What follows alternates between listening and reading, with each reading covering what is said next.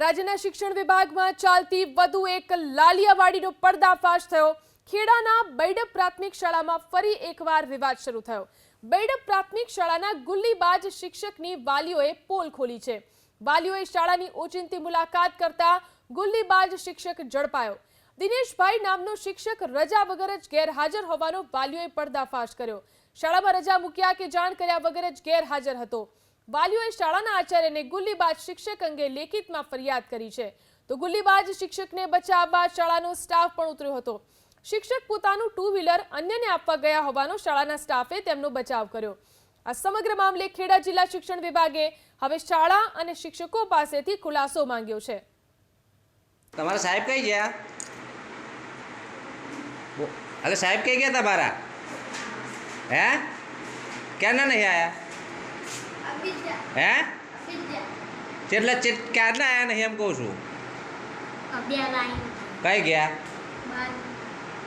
કઈ ગયા તમારા સાહેબ? કઈ ગયા? હે તમારા સાહેબ અત્યારે ક્લાસમાં નહીં ને? બરાબર નહીં ને?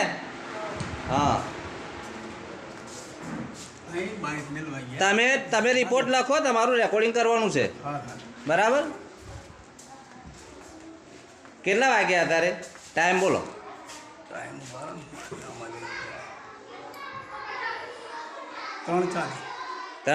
3:40 અત્યારે રિસેસનો ટાઈમ તો નહીં ને? રિસેસ 5 મિનિટ પછી। બરાબર એટલે શું છે કે ક્લાસમાં તપાસ કરતો કયા સાહેબનું નામ શું? દિનેશભાઈ। દિનેશભાઈ હાજર નથી, બરાબર ને?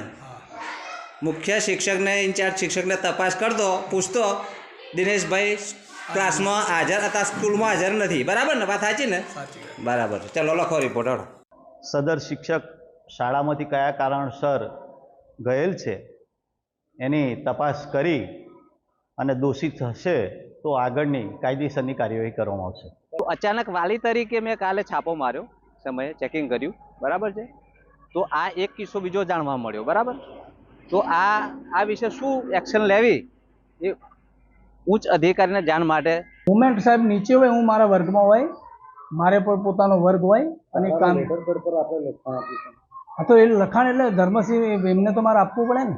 લેટર પેડ મેં લખાણ આપ્યું, કોપી માં જોડે છે ને।